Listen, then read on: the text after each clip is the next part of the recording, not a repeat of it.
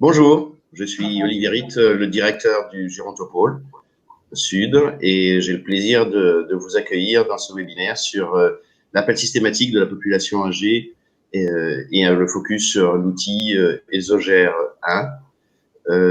J'ai le plaisir effectivement de partager cette animation avec Christine Wilcock du Centre d'excellence de la longévité au Canada, qui interviendra sur les précisions de l'outil. Et je suis bien sûr aidé en coulisses avec l'équipe du Gérontopole qui modère et suit vos questions. Bienvenue à vous tous. Une petite précision sur la nature et le contenu de ce webinaire. Ce n'est pas un cours de gériatrie, c'est pas une suite de règles, de choses à respecter. Ce webinaire correspond à nos missions et à la vocation et le rôle du Gérontopole Sud de fédérer, de valoriser et d'innover dans la région Sud. Et donc, nous collectons de l'information, nous la synthétisons, nous la mettons à votre disposition et surtout, nous favorisons le partage d'expériences.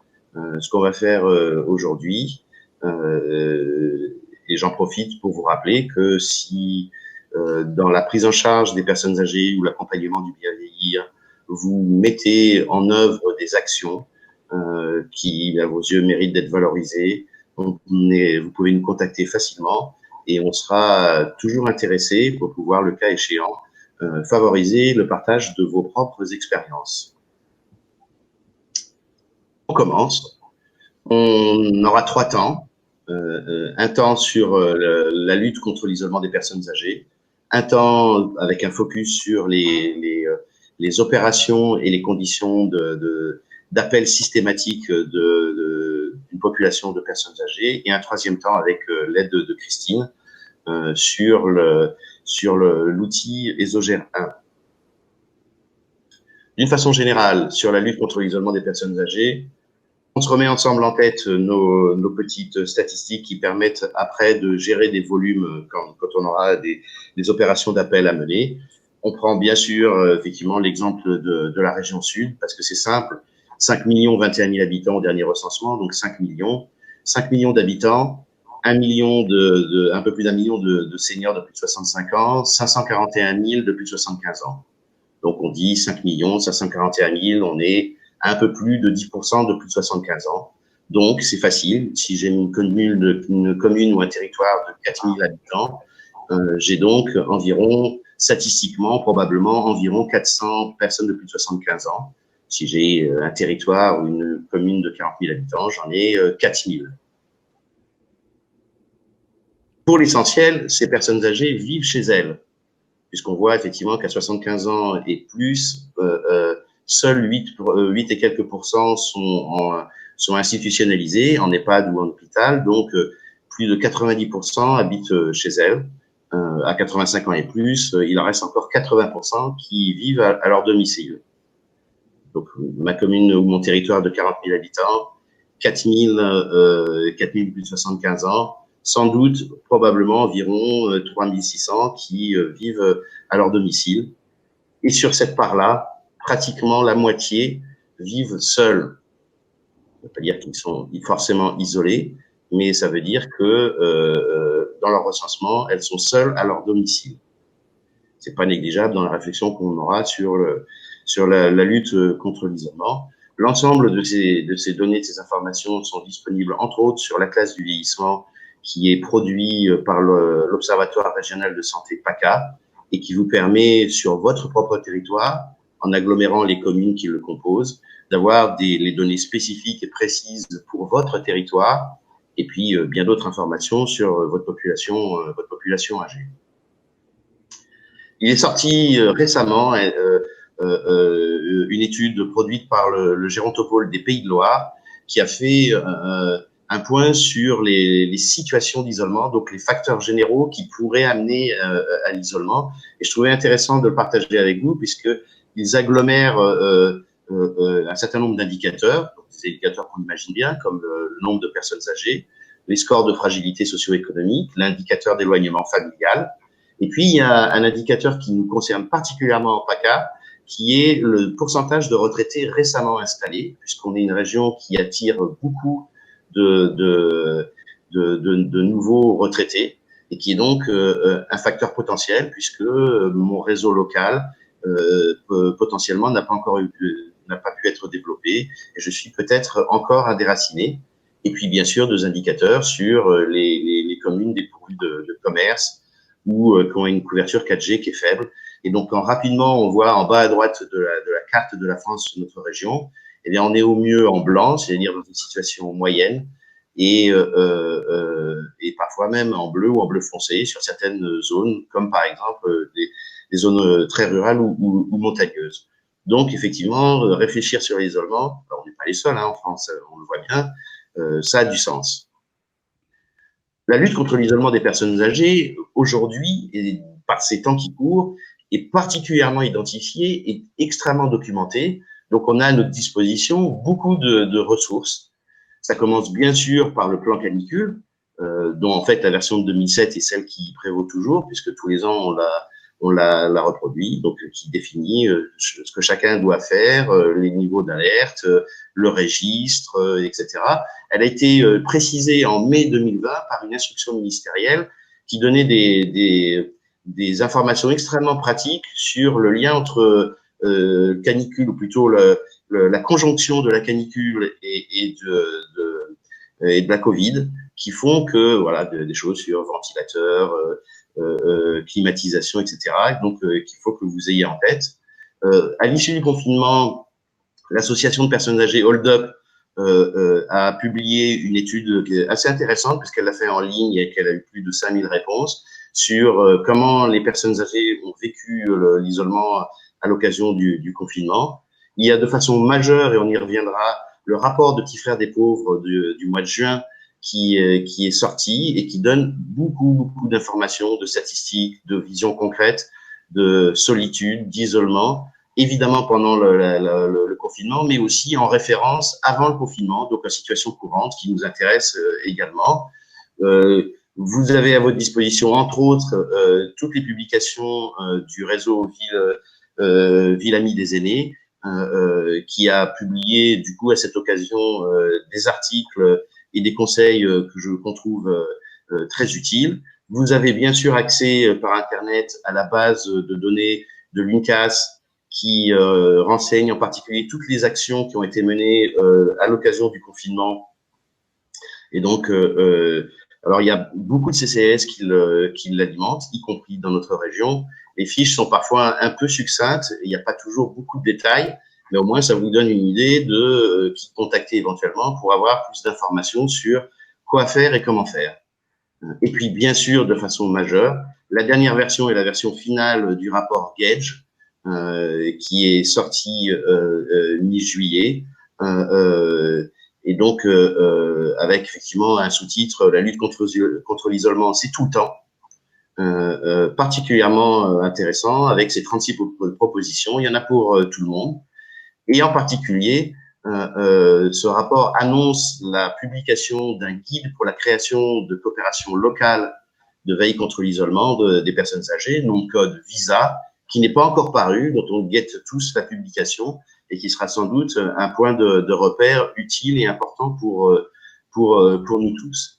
En reprenant quelques données du rapport des Petits Frères des Pauvres, enquête profonde, 1500 personnes interrogées sur des 60 ans et plus, j'ai repris juste les données concernant les personnes qui n'ont jamais aucun contact avec la famille, les amis, les voisins.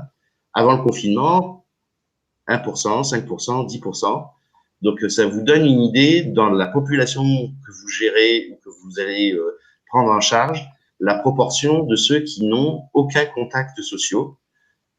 Ce qu'on voit globalement, c'est que des situations un peu particulières, comme par exemple le confinement, en général, augmentent cet isolement. On peut imaginer que des situations comme le mois d'août et les périodes estivales aussi ont des effets d'augmentation de l'isolement.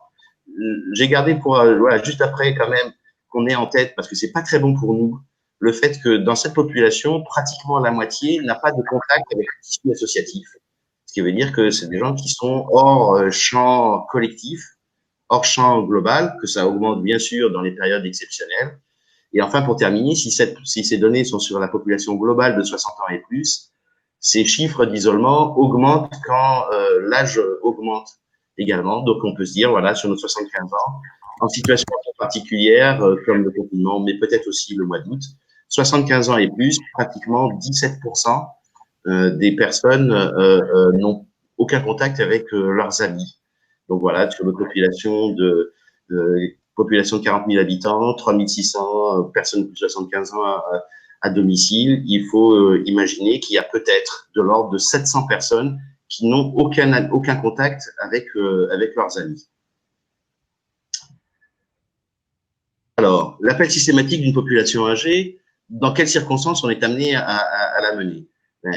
Face à des situations exceptionnelles, comme l'épidémie de Covid, comme des situations de crise non prévisibles, de catastrophes naturelles, d'inondations, tempêtes, etc. Bon, c'est spécial, mais on a tous en tête une situation récurrente et encadrée, comme le plan canicule.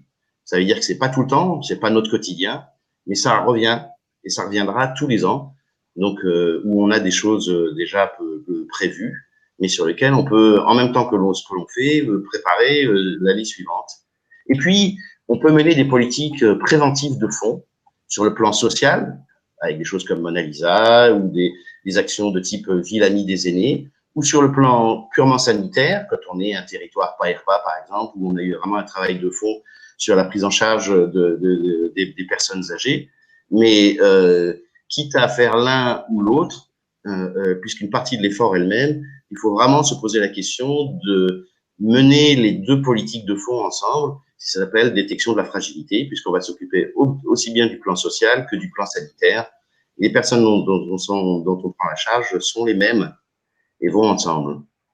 Alors, pour agir sur l'ensemble des composantes de l'accompagnement du vieillissement, je fais juste un petit rappel. Il faut dépister, accéder à l'ensemble d'une population. Il faut diagnostiquer ce que l'on a dépisté. Il faut être capable de les prendre en charge plus sanitairement. Il faut conduire des actions de prévention, puisqu'on est en contact avec elles. Et bien sûr, prendre en charge tous leurs problèmes sociaux. On a en tête que ce sont des acteurs différents, mais qu'à l'échelle d'un territoire, si on fait l'un, on ne peut pas faire l'autre. Donc, d'une certaine façon ou d'une autre, on tire le fil et on a besoin de faire tout ensemble. Et que comme on n'est pas les mêmes et qu'on n'a pas les mêmes savoir-faire, eh ben, on a intérêt à se coordonner ou à coopérer un maximum. On aborde maintenant le deuxième temps sur le focus sur les appels systématiques de la population. Je rappelle quand même qu'effectivement, on va à la fois mobiliser des efforts et des savoir-faire de type individuel. Chaque personne est différente. Je vais être en relation à chaque appel avec une personne. Et donc, il faut que j'ai des savoir-faire particuliers de ce type-là et que je me projette dans ce plan de la relation individuelle.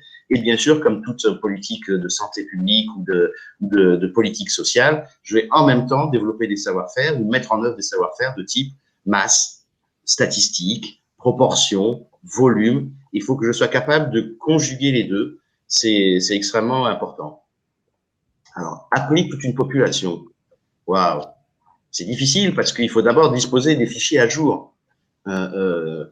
On est tous en attente du coup des dispositions juridiques d'alimentation systématique des registres canicules que demande ou propose le rapport Gage. Vous savez, il dit, mais tiens, si à chaque fois que quelqu'un remplit un formulaire d'APA, il faut y avoir une petite case où il coche j'accepte d'être inscrit dans le registre de ma commune, ça serait super. Mais ça n'existe pas. Pas encore.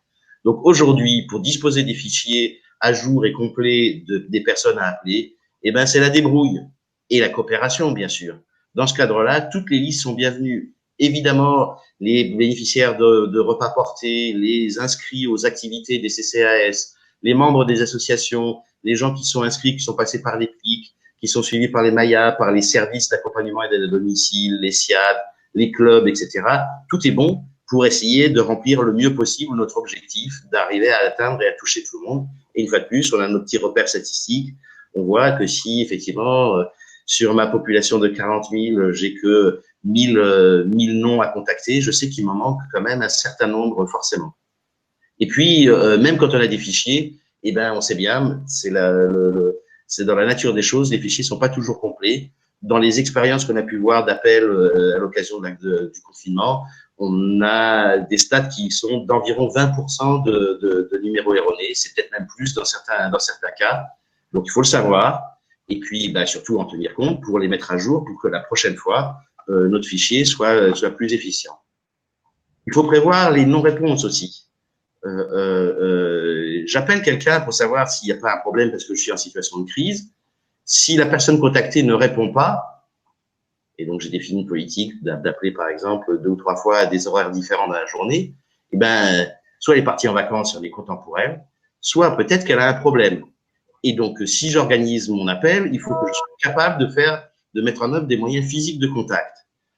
Manifestement, dans ce qu'on a vu pendant la période de confinement, ça allait de l'ordre de 13 à 20% des gens appelés, avec soit des bénévoles, soit la police municipale qui s'organisait pour aller frapper à la porte ou aller frapper à la porte des voisins. Et donc, j'appelle téléphoniquement, mais je prévois quand même le contact physique, pour une part, parce que sinon, mon appel n'a aucun sens. S'il y a quelqu'un derrière la porte à aller chercher. Et puis enfin, la relation par téléphone, ça ne va pas de soi. C'est très difficile. Les personnes âgées, comme chacun de nous, maintenant, on se méfie un peu des appels de gens qu'on ne connaît pas. Certaines organisations ont pu faire des campagnes d'information préalable, alors sur des très grosses échelles comme la région du Vénétie-Frioul, des affiches, des informations sur les réseaux disant qu'on allait appeler les personnes âgées. C'est pas toujours faisable, on n'a pas toujours le temps. Bon, en tout cas, on peut y réfléchir. Et quoi qu'il en soit, du coup, préparer soigneusement le script de départ, la première prise de parole, comment on va se présenter, de façon à rassurer et créer un climat de confiance avec la personne que l'on appelle. Qu'on va appeler comme ça dans une opération de ce type, il faut avoir en tête que c'est différent d'un appel de courtoisie que font par exemple un certain nombre d'associations caritatives, qui sont des appels très importants et intéressants, mais qui traitent plus de la solitude que du risque.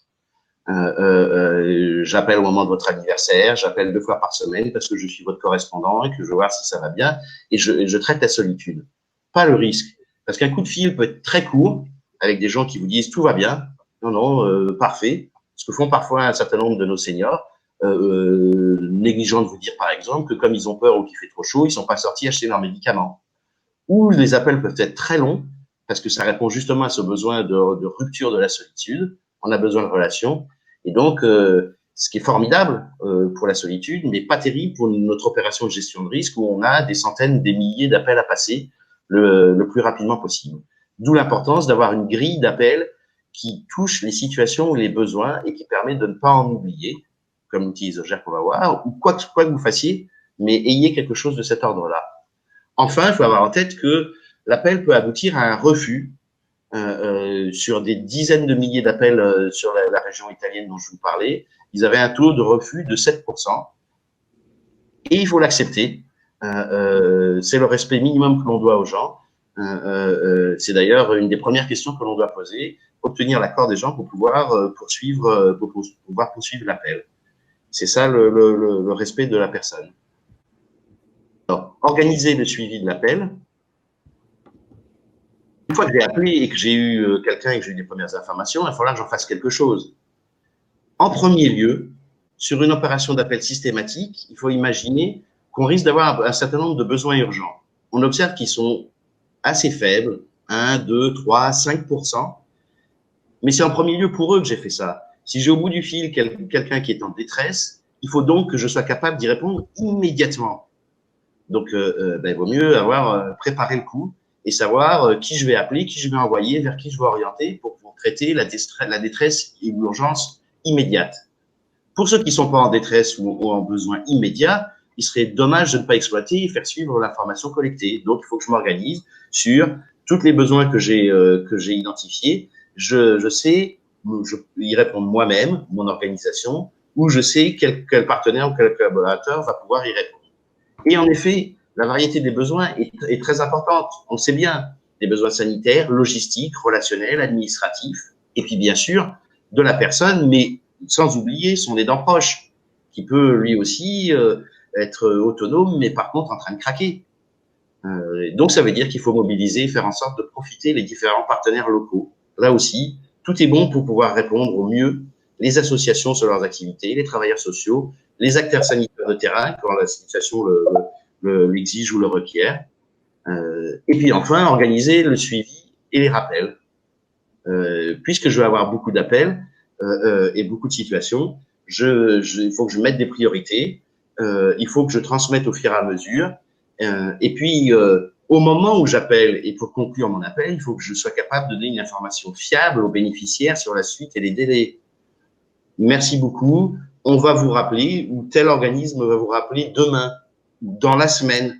Ça, il faut l'avoir anticipé et l'avoir organisé avant pour que le coup de fil aille jusqu'au bout et soit rassurant pour les personnes que l'on a appelées. Pour terminer, quelques points qu'on a pu observer sur la logistique de l'opération. On s'est posé la question, on nous a posé la question de faut-il un centre d'appel téléphonique? En fait, on voit les toutes petites structures, une commune de 4000 habitants, et 2 téléphones, ça marche, on sait faire. Il y a de grosses municipalités ou des métropoles qui ont des centres d'appel, mais par contre, elles ont bien plus de personnes à traiter. Donc, peu importe, mais quoi qu'il en soit, gros ou petit, il faut penser à avoir un numéro identifié pour répondre et rassurer sur l'origine de l'appel. Si quelqu'un que vous avez appelé a besoin de vous rappeler, il faut qu'il sache qu'il puisse le faire à un numéro, d'une part, et d'autre part, dans la méfiance générale des gens qui vous arrêtent peut-être, des gens qui vous diront qui êtes-vous? Est-ce que je peux vous rappeler? Et donc, il faut avoir, non pas tous ces postes pris pour appeler, mais en avoir un avec un numéro identifié qu'on puisse communiquer pour que les gens puissent nous rappeler. C'est tout bête. Les appelants, ceux qui vont vous aider, ceux qui avec vous vont le faire, peuvent être des professionnels sanitaires ou sociaux et des bénévoles, parce que l'opération est importante et on a besoin d'aide et on va prendre de partout. Les professionnels ou bénévoles, tous, c'est pas leur job habituel. Donc, ça veut dire qu'il faudra leur donner un cadrage, les documenter, organiser et superviser l'équipe des appelants qui, en plus, parce que c'est lourd et fatigant, vont tourner. Comment je gère le début de l'appel? Sur quoi et comment je recueille l'information? Comment je la transmets à qui? Quelle réponse immédiate je vais formuler? Quelles règles d'orientation je vais suivre? Et enfin, pour votre équipe d'appelants, pensez là aussi, comme on peut, mais d'une façon ou d'une autre, au suivi psychologique. Être en situation d'appel de gens qui potentiellement sont en difficulté, en détresse, devoir gérer l'appel de quelqu'un qui pète un plomb, qui pleure, qui est en difficulté, c'est pas facile pour l'appelant. Certains dont c'est le métier sont plus à l'aise, mais quoi qu'il en soit, encadrer et supporter son équipe d'appelants et s'assurer que la charge psychologique qu'il porte est digérée est très important. Un dernier point sur les moyens et le temps. Pour arriver à faire une vague d'appels comme ça sur sa population cible, on peut le faire soi-même. On peut faire appel à des sous-traitants. Et là, j'ai relevé deux niveaux, deux types très différents, donc qui nous donnent une idée de ce qu'on peut trouver comme aide ou acheter comme aide. Blue Linea, spécialiste de la télésurveillance, peuvent effectivement, ils l'ont fait pendant le Covid, mener des opérations spéciales d'appel. Ils ont des centres d'appel, ils sont des pros de l'utilisation des fichiers, ils savent comment parler à une personne âgée, mais ils font par contre un appel très minimal, ça va pas, et après ils vous transmettent. À l'autre bout de la chaîne, les gens d'ErgoCall du groupe Marguerite ont pratiquement un gestionnaire de cas qui va prendre de A à Z tout le cas et le gérer, et vous transmettre ce qu'il en a fait. Il y a des mutuelles qui ont fait appel à eux, des collectivités, ou vous pouvez collaborer avec des associations. Mais quelle que soit l'option que vous prenez, en vous faisant aider ou en le faisant vous-même, ayez en tête que forcément, vu la masse d'appels que vous avez à mener, l'opération s'étale dans le temps. Sur des grosses plateformes comme par exemple Lulia, ils me disent pouvoir faire environ 1000 appels par jour. Donc dans mon territoire de 40 000, ça peut pas se faire en une seule journée. Et peut-être même d'ailleurs, si j'ai un peu moins de moyens que ça va me prendre une semaine, 10 jours peut-être pour le faire. Donc il faut commencer tôt. Et quoi qu'il en soit, gérer l'opération dans le temps, ça veut dire faire des traitements au fur et à mesure, classer, compter, savoir où on en est, les premiers appels, les deuxièmes appels, les orienter, combien, et suivre effectivement avec des indicateurs, ne serait-ce que pour documenter son expérience pour la prochaine fois. Voilà ce que je pouvais vous restituer et vous donner sur ces opérations d'appels téléphoniques de population de personnes âgées. Et je vous propose maintenant de passer à notre troisième temps avant d'aborder les questions sur l'outil spécifique ésogérin. Je vous rappelle juste effectivement qu'il est identifié par le rapport Gage et par le ministère de la Santé au moment du confinement comme étant un outil qui peut aider à structurer ce genre d'appel. Il a effectivement un module particulier Covid et puis voilà, Christine Wilcock qui fait partie de l'équipe qui l'a conçu vous donnera plus d'informations, sachant qu'une fois de plus, je vous rappelle, on a une fiche avec des liens détaillés, des tutos sur le sujet sur notre site internet. Christine, c'est à toi. Bonjour à tous. Merci Olivier pour toutes ces explications. Puis merci à toute l'équipe pour l'invitation et cette belle présentation. Vous avez bien raison d'assister à ce webinaire aujourd'hui. Je vais vous dire pourquoi. Pourquoi c'est important de rejoindre les aînés. Pourquoi ça a été identifié effectivement comme une des priorités. On a parlé de fragilité, on a parlé de vulnérabilité. Je vais essayer de revenir sur tous ces points-là.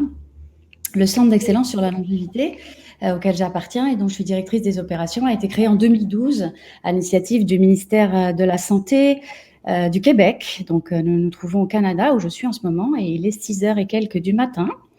Nous avons 132 partenaires académiques, dont plusieurs gérontopôles français et 50 experts sur site. Alors, quand je dis gérontopôle français, je le dis avec plaisir parce que je suis effectivement désormais canadienne, mais avant, j'ai cofondé le Gérontopôle des Pays de la Loire, qui est un des partenaires avec lesquels Olivier et son équipe travaillent.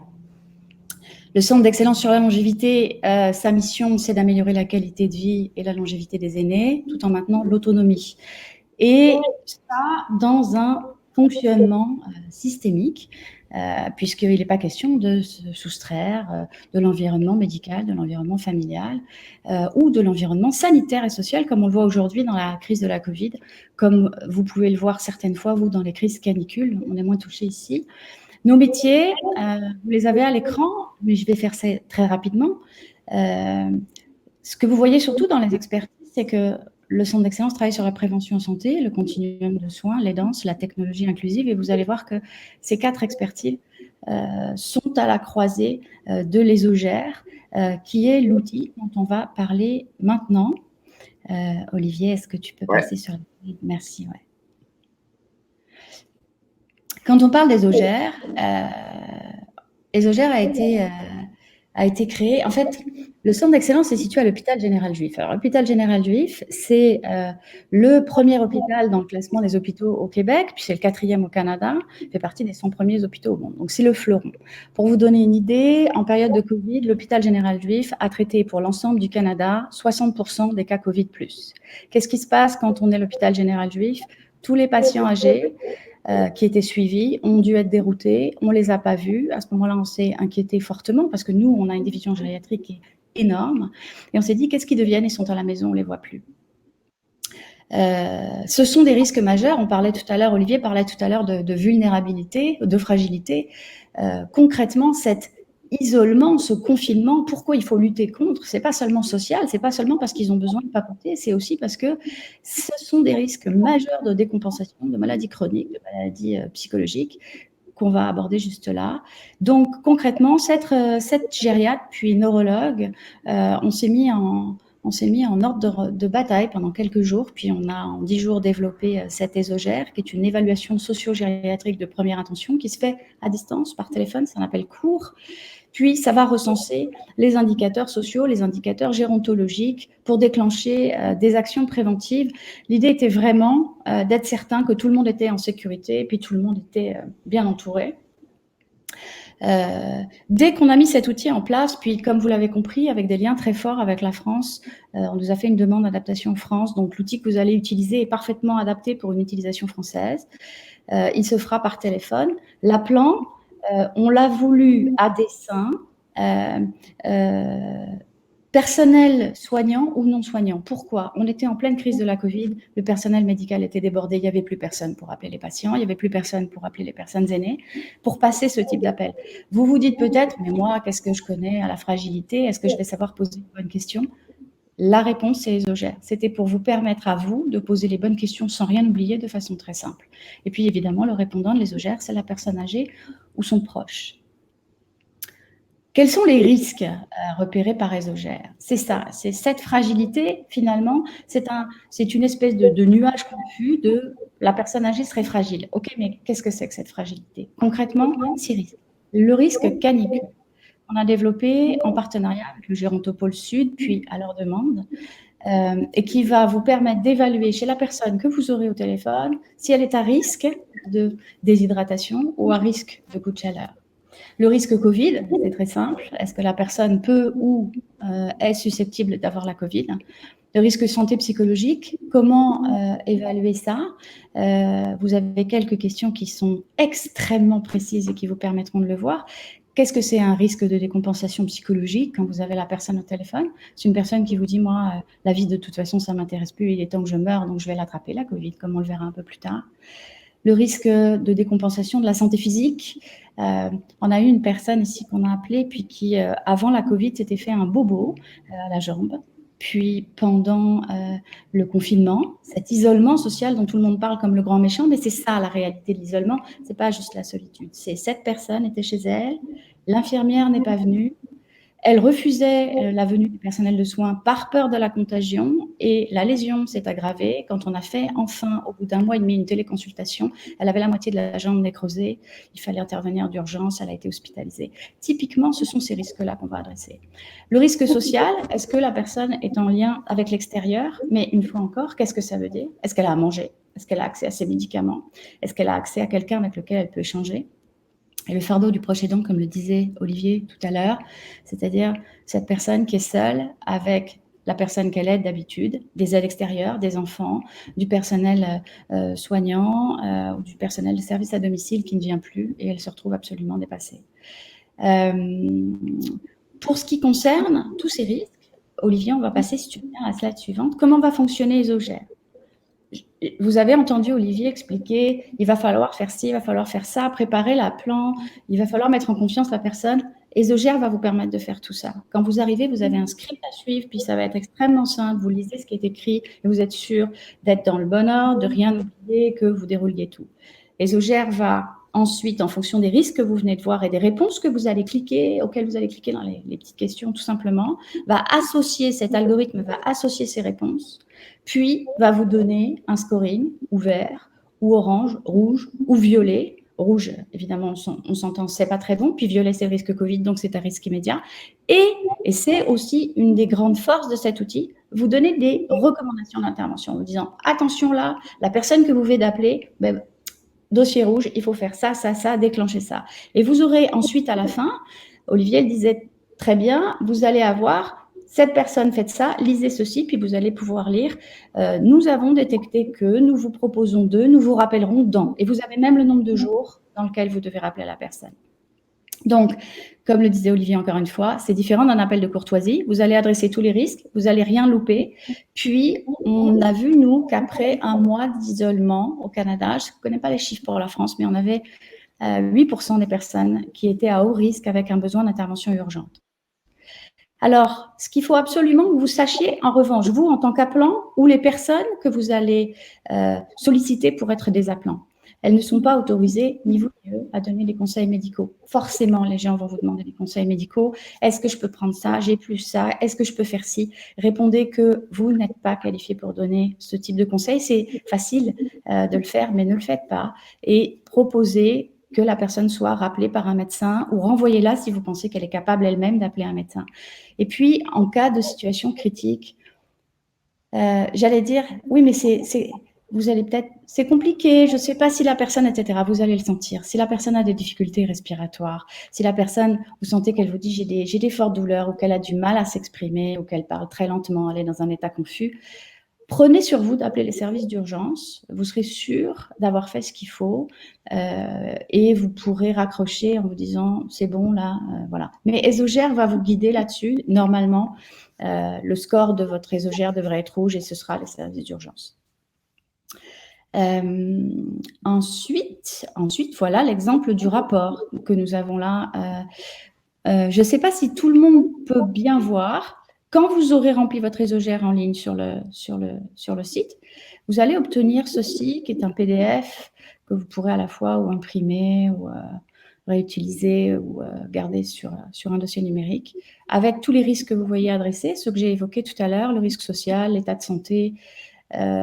Tous ces questionnaires qui composent les OGR et qui composent l'algorithme sont des questionnaires qui ont été validés médicalement, donc que les gériatres et les neuros ont assemblés, pour avoir, in fine, un rapport qui, vous, néophyte ou spécialiste, va vous permettre de dire j'ai rien obligé tout. Et puis, l'état de déshydratation et de coup de chaleur, particulièrement intéressant pour la région dans laquelle vous vous trouvez.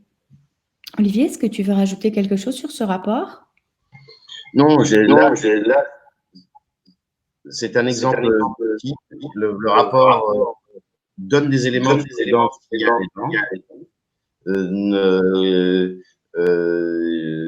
donne des conseils si jamais, là, vous voyez, l'exemple type va plutôt bien, hein, et en jaune, voire même en vert. Si jamais il y a du rouge, il y a des exemples, des phrases ou des conseils plus concrets qui sont donnés.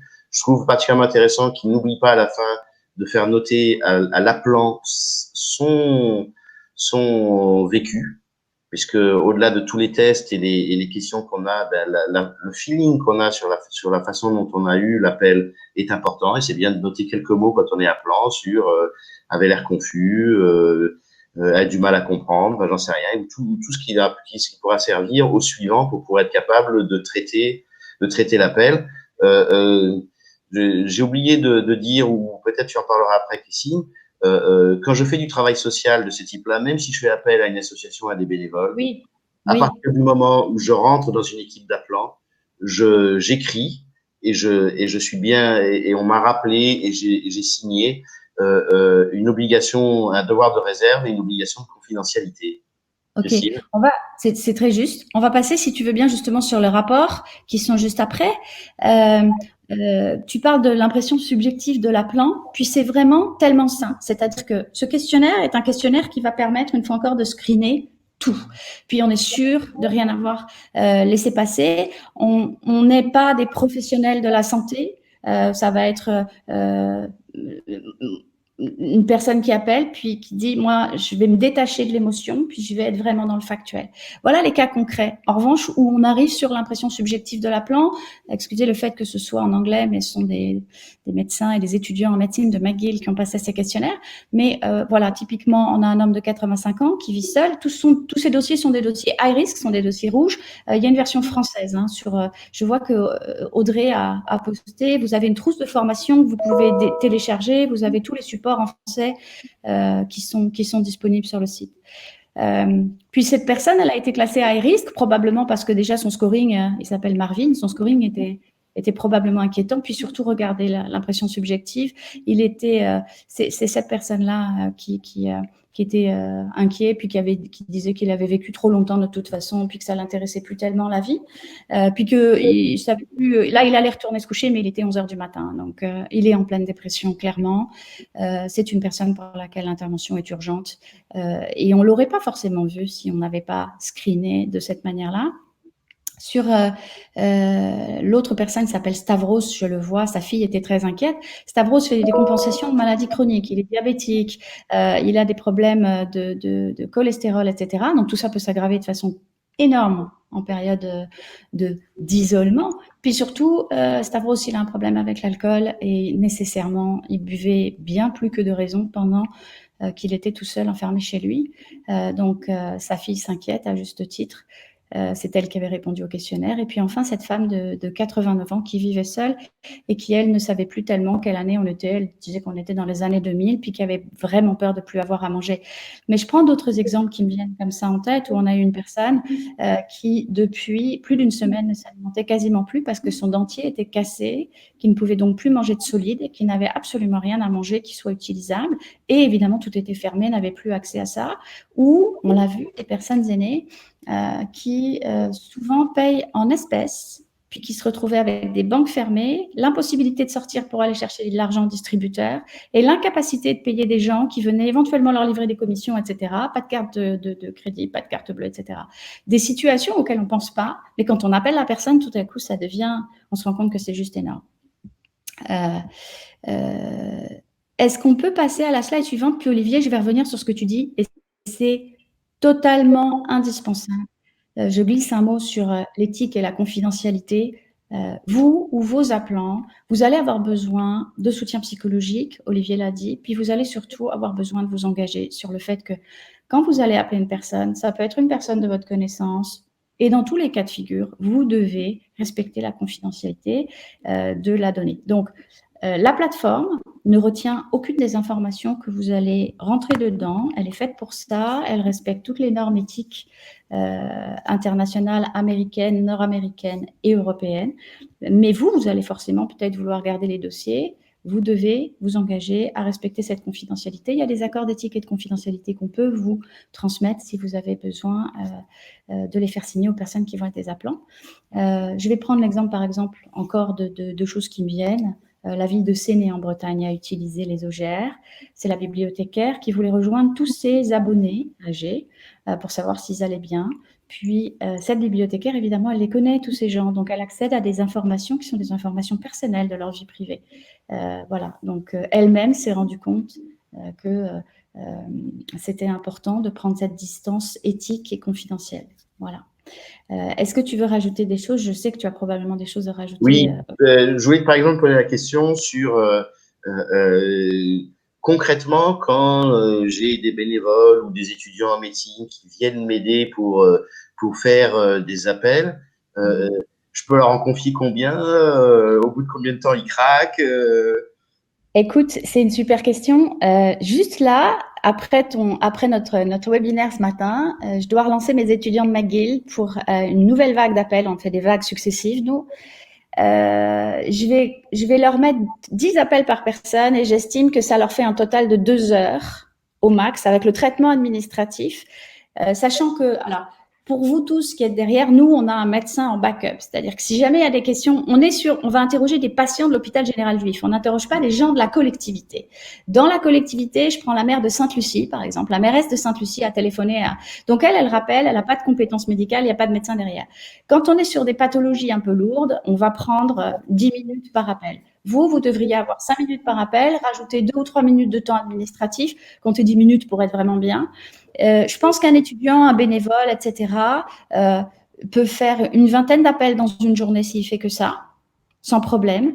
En revanche, prévoir du soutien psychologique. Et ce que j'ajouterais peut-être, c'est prévoir du soutien psychologique discret. Parce qu'il y a certaines personnes qui ne vont pas oser dire qu'elles ne vont pas bien. Puis il y a certaines personnes qui ne vont pas trouver qu'elles ne vont pas bien, mais qui, au bout de 3 mois, vont se rendre compte que ça a tout changé dans leur vie ou ça a brisé quelque chose. Et qu'il y a des choses qu'elles ont besoin d'évacuer. Donc, prévoyez un numéro de téléphone. Je ne sais pas si vous avez des lignes ou des choses comme ça. 20 appels par jour pour une personne qui ferait que ça, c'est bien. Ouais. Ok. Je l'ai évoqué tout à l'heure, les histoires de non-réponse. J'arrive pas à les joindre. Est-ce que c'est parce que ils vont mal ou est-ce que parce que juste ils sont partis en vacances? Comment on fait? On a exactement la même question, puis c'est bien de voir que de côté de l'Atlantique, on se pose la même question. Donc nous, ce qu'on a fait, puisque les OGR a été utilisée, donc puis elle a été bien utilisée, tant en France, on a plus de 25 000 usagers là aujourd'hui. Donc quand la personne ne répond pas, ta technique, 3 appels à 3 heures différentes, elle est bonne. Ensuite, vérifier sur les fichiers si on a la possibilité de joindre un aidant, un enfant, etc. La maire de Sainte-Lucie, c'est une petite commune. Elle savait qui était la fille de qui, donc elle a pu rejoindre. Puis éventuellement, en dernier recours, ouais, il faut se bouger et puis aller voir. Mais un refus de réponse, ça peut cacher une confusion, ça peut cacher un état dépressif avancé, ça peut cacher une décompensation psychologique. Donc, il est évident que les OGR ne vont pas résoudre tous les problèmes parce qu'il y aura toujours des petits loulous qui vont passer entre les mailles du filet. Mais on aura fait 90% du job en utilisant les OGR. Puis surtout, on se sera ouvert toutes les portes pour être sûr de ne pas les laisser, de n'oublier personne. Mais oui, nécessairement, il y en a qui ne répondront pas et on essaiera de prendre les voitures pour aller les voir. Alors, en France, le tissu social est maillé un peu plus serré. Ici, prendre une voiture pour aller les voir, c'est quelquefois faire 18 heures de route pour aller dans le Grand Nord. Donc, c'est complètement différent. Ouais. Oui, je pensais à d'autres difficultés qu'ont pu éprouver les appelants? Nous, on a eu, alors, les appelants, on a eu toutes sortes d'appelants. On a eu des communes, on a eu des personnels hospitaliers, on a eu beaucoup d'étudiants en médecine, on a eu beaucoup de bénévoles. Il faut savoir que le bénévolat au Canada, c'est une institution. On commence à faire du bénévolat à 3 ans, 4 ans. Et c'est vrai, c'est indispensable. Ça fait partie de la culture canadienne. Donc, on a eu des bénévoles qui étaient ce qu'on appelle, nous, des collégiens. Les collégiens, ils ont entre 15 et 18 ans. Ils ont adoré ça et en même temps, on voit sur le poids des épaules d'une jeune fille de 17 ans parler avec une grand-mère en état dépressif avancé ou qui comprend pas ce qu'elle lui dit. Il y a plusieurs angoisses qui se déclenchent. Donc, c'est ce que tu disais, soutien psy. Il y a de l'angoisse de son propre vieillissement, il y a l'angoisse de ses grands-parents, il y a l'angoisse de ses parents, il y a c'est énorme ce qui pèse. Donc, et puis ça n'épargne personne. Hein. Moi, j'ai fait beaucoup d'appels aussi. Ça n'épargne personne. Se laisser embarquer dans une conversation émotive avec une personne âgée qui est d'une tristesse où on a envie de prendre sa voiture puis aller la voir soi-même, c'est inévitable. Donc, à un moment, il faut aussi, peut-être que ce que je donnerais aussi comme conseil, quand vous avez des appelants, essayez de pas faire ça. Je sais qu'en période de confinement, c'est dur, mais chez vous tout seul. Essayez de faire un débrief le soir de votre journée pour balancer vos cas les plus durs ou les choses, voilà. D'avoir un regroupement ensemble pour échanger. Si vous êtes dans une cellule d'appel, vous êtes 4, vous êtes tous ensemble, super. Sinon, retrouvez-vous le soir puis échangez sur vos cas les plus, pour pouvoir libérer un peu aussi ça. Parfait. Je trouve effectivement, oui, l'idée de travail en équipe, ça marche pour beaucoup de choses et typiquement pour une tâche aussi à la fois lourde, importante et puis engageante que des gestions d'appel en situation de crise. Travail en équipe, d'une façon ou d'une Oui, autre. parce qu'une fois encore, Esogère est un outil de screening, mais qui est fait pour être utilisé par n'importe qui. Et nous, qui ne sommes pas personnels médicaux, on n'a pas été formés à entendre des choses aussi dures ou à... Donc, poser des questions comme ça de façon, etc. Malgré tout, il y a un moment où à l'intérieur, ça commence à s'éroder un peu. Donc, ouais, c'est bien de faire ça ensemble. Parfait. Est-ce qu'il y a d'autres questions? Je vois qu'Audrey travaille, et Nadia et Thierry travaillent pendant que nous on parle. On répond aux questions. Donc, voilà ce qu'on peut, de façon formelle et structurée, vous raconter aujourd'hui. Une fois de plus, les sources, le détail, les supports, les tutos, etc. sont disponibles. Le lien pour accéder directement à la fiche Esogère, pour que vous puissiez vous-même la tester. Une fois de plus, nous, on est preneurs du partage d'informations. On sera intéressé pour ceux qui souhaitent utiliser l'outil d'avoir un retour et de remplir un petit questionnaire. On sera intéressé, quelle que soit la méthode ou l'outil que vous avez utilisé, pour partager la façon dont vous avez pu le faire et en faire profiter tout le monde, comme on essaye de le faire aujourd'hui. Bon, du coup, je plonge sur les questions.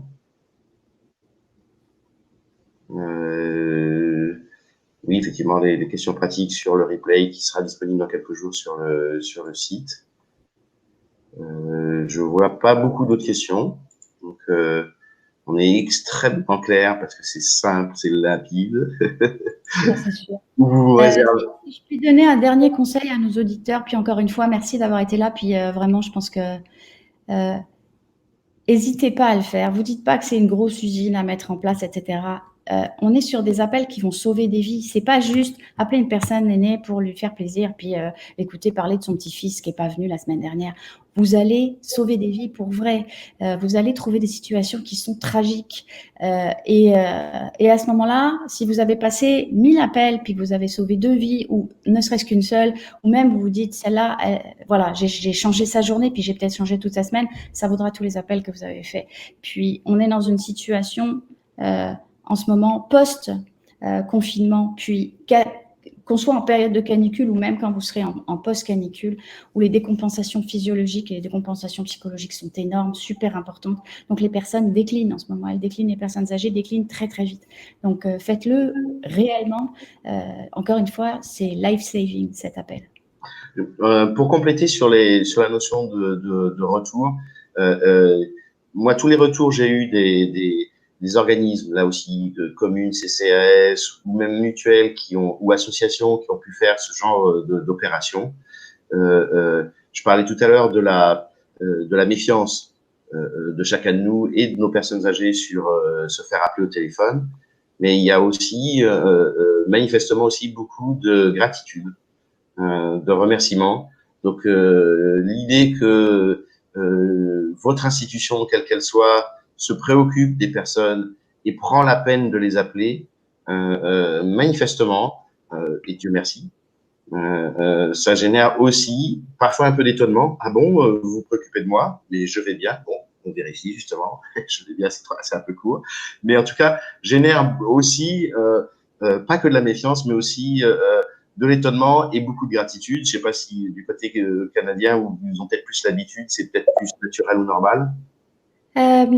C'est ici la gentillesse, c'est jamais considéré comme quelque chose de normal, mais en revanche c'est quelque chose de généralisé. Cela dit, et c'est pour ça que je faisais un like, c'est tout à fait ça. J'ai beaucoup insisté sur le côté quelquefois un peu lourd pour l'appelant, et puis j'ai pas assez insisté. Et tu as raison de me rappeler à l'ordre là-dessus. Pour 10% de difficultés, il va y avoir 90% de gens qui vont être tellement émus, tellement reconnaissants et avec une telle gentillesse, puis surtout. Ouais, ce sentiment. Moi, à la fin de ma journée, quand j'ai fait mes 20 appels, je sais pourquoi j'ai bossé. Je sais pourquoi j'ai bossé, c'est si sûr. Voilà. Donc, ouais, Oui, tout à fait. donc, c'est bon pour soi, c'est bon pour l'institution pour laquelle vous travaillez ou l'association pour laquelle vous contribuez. C'est porteur d'actions concrètes, on l'a dit, de sauver, d'aider en identifiant bien les besoins. Et puis, c'est porteur d'image aussi, d'image effectivement, d'organisation et de groupes humains qui se préoccupent des autres. Parfait. Mais, écoutez, sur les questions, je vois qu'on a répondu au fur et à mesure à peu près à toutes les questions. Et donc, je vous remercie pour votre attention. Une fois de plus, on est intéressé par vos idées, vos projets et encore plus vos réalisations et vos actions ou vos retours. N'hésitez pas à le faire. C'est comme ça qu'on progresse tous ensemble. Attendez, je vois juste peut-être une dernière question. Et oui, qui nous dit effectivement, oui, bien sûr que ça pourra nous servir. J'espère, ça peut servir effectivement à des corps très structurés comme des CCAS, des CPTS ou des organisations sanitaires ou sociales. Ça peut servir à une association. Christine évoquait tout à l'heure en France le cas de la bibliothécaire qui a utilisé l'outil pour rappeler tous ses adhérents et s'assurer qu'ils allaient bien. Donc, c'est voilà, c'est un usage très large, mais du coup cadrant et professionnel. Véronique, je vois que Véronique nous a posé donc cette question. Oui. J'ajouterais la FEDESAP en France a utilisé l'outil, elle utilise les OGR, tous les agents de la FEDESAP utilisent les OGR, donc je crois qu'ils ont 360 000 personnes à rejoindre avec. Oui, donc c'est une association c'est une fédération La Fédération des services à la personne. Service à la personne. Donc effectivement, une société ou un service ou une association d'aide à domicile peut tout à fait l'utiliser pour appeler ses bénéficiaires ou ses clients et s'assurer rapidement que tout va bien.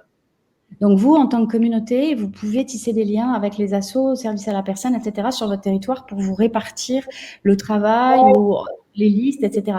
Vous pouvez être surtout, en tant que cette communauté territoriale de santé, vous pouvez être surtout le lien entre tous les assos pour organiser l'opération et utiliser les OGR pour tout le monde, ce qui vous permet en plus d'avoir quelque chose de calibré, une réponse homogène.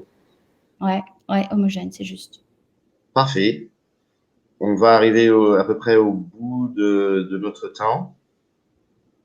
S'il n'y a pas d'autres questions, eh bien, je remercie bien sûr beaucoup de Christine qui s'est levée bientôt. Ça fait plaisir. On a une belle journée qui s'annonce au Canada.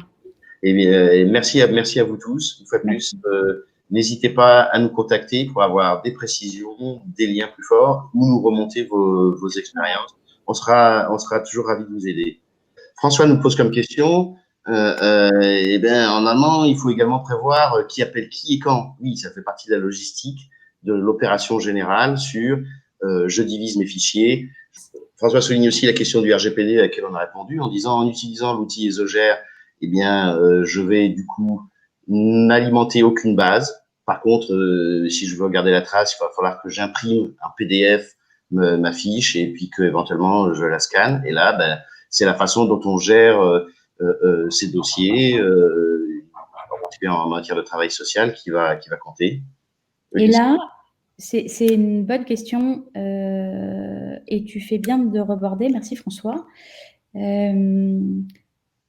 Les OGR ne conservent aucune donnée, mais récemment, nous avons inclus la possibilité, pour ceux qui le souhaitent, on a eu des demandes de collectivités, de communes.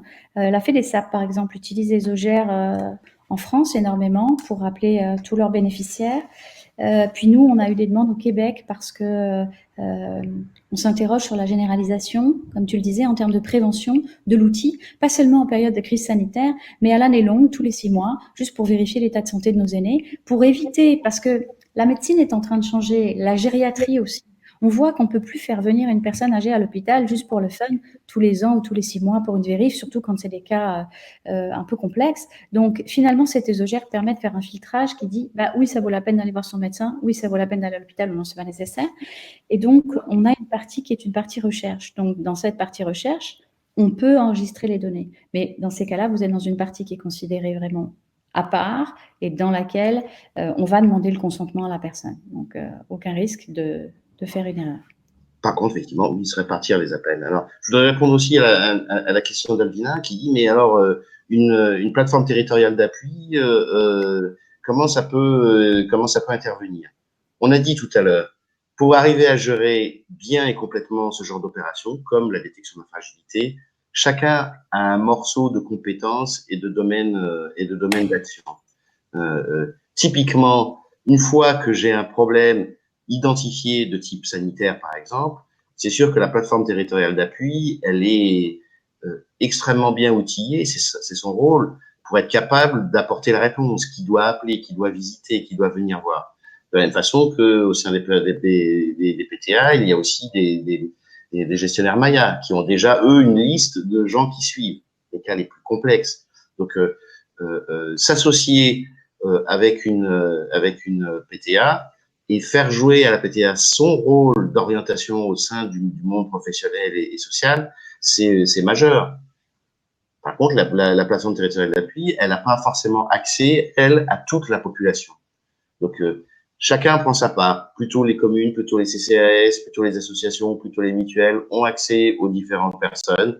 Forcément, il faudra qu'ils travaillent avec les professionnels de santé. Et là, la PTA peut jouer pleinement son rôle d'orientation pour les cas qui le justifient et de plateforme de diffusion et de savoir quelle est la meilleure réponse sur ce territoire. J'aurais besoin des acteurs de la prévention. J'aurais besoin des acteurs du social parce que parfois c'est juste un problème d'aller chercher ses courses ou de pouvoir aller à un examen. On parlait de retard de soins en matière de confinement et d'isolement. Donc parfois j'ai juste besoin que quelqu'un puisse me permettre d'aller à un endroit. Donc tous les acteurs sont bienvenus. Alors, après on n'arrive pas à avoir tout le monde forcément, mais le maximum de coopération rend les choses les plus efficaces possibles. Voilà, quelle autre question? Qui appelle qui? Intégrer les PTA, mais en fait tous les acteurs, hein. Une fois de plus, ce genre d'opération, alors surtout sur des appels massifs en situation de crise, eh bien, il faut beaucoup de moyens. Et on a dit qu'on fait pas un jour, mais si on veut en une semaine ou en 10 jours avoir appelé toute sa population, il va falloir que tout le monde s'y mette. Et si on a appelé, il faut qu'on traite les besoins. Donc, il va falloir là aussi que tout le monde s'y mette pour traiter les besoins. Ah oui, Nathalie pose la question en disant, mais est-ce qu'on a le droit de se filer les listes entre nous pour savoir qui doit appeler qui? Et alors, ça commence par le fait que chaque organisation a le droit d'appeler les siens, ça c'est sûr. Hein. J'ai le droit d'appeler mes adhérents, j'ai le droit d'appeler mes concitoyens inscrits au CCAS. Quand je suis un CCAS, quand je suis une association, j'ai le droit d'appeler effectivement mes membres, puisque s'ils m'ont donné leurs coordonnées, que c'était le cas. Oui, effectivement, l'échange de fichiers et d'informations, il faut être plutôt prudent et c'est complexe. Mais c'est aussi, là aussi, une façon de coopérer, de dire, toi, tu as ce genre de population, donc c'est toi qui vas l'appeler. Mais par contre, ben, on a une méthode commune et voilà l'orientation qu'on va avoir et voilà le partage d'informations qu'on en fera. On peut pas concevoir ce genre de coopération s'il n'y a pas un minimum de travail d'équipe, de points réguliers sur où est-ce qu'on en est, qu'est-ce qu'on a fait, quelles difficultés on a rencontrées, pour pouvoir le gérer. Est-ce que je peux intervenir, est-ce que je peux réagir là-dessus, Olivier? Okay. Je pense que effectivement, tu as raison. La coordination, autant qu'elle est possible, il faut la privilégier, mais ce sera pas toujours possible.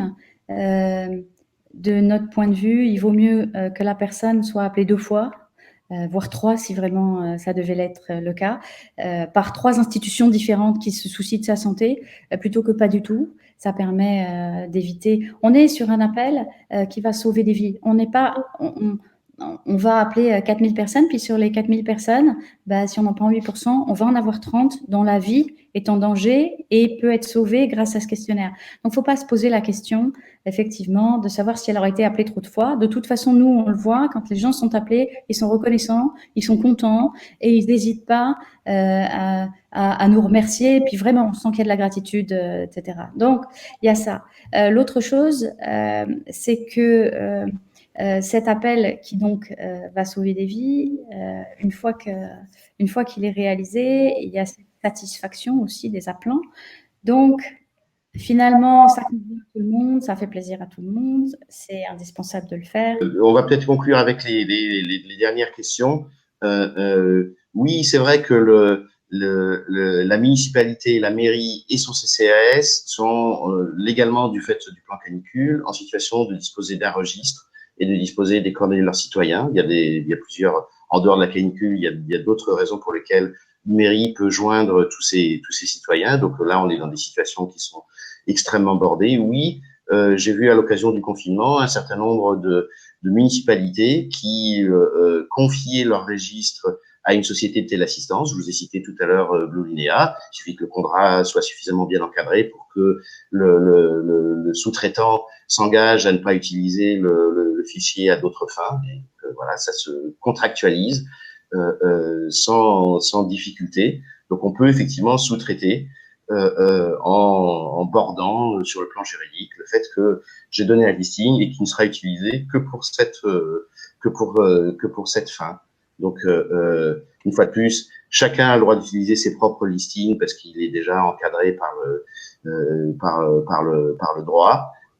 Si je le confie à quelqu'un d'autre, eh bien il faut effectivement prendre quelques prudences sur les conditions pour lesquelles je prête et les conditions dans lesquelles je mets à disposition ce fichier. Mais une fois qu'on a abordé ça, une fois de plus, le plus important, c'est d'arriver à trouver le temps et l'énergie et puis la coordination pour le faire et en faire un bon usage. Voilà, on est en train de franchir la limite qu'on s'était donnée ensemble. Donc, une fois de plus, je vous remercie pour votre attention.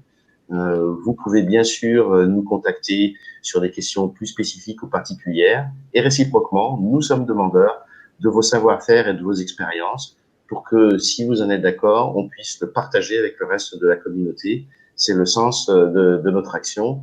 Et comme disait Christine, c'est sûr que sur des opérations comme ça, où on se dit que on peut sauver des vies, on peut voilà, améliorer même simplement des vies, ça vaut le coup. Et donc, merci de tout ce que vous pourrez faire et de tout ce que vous pourrez partager avec nous. Voilà, bon après-midi. Merci à tous, bonne journée, bonne fin de journée. Au revoir.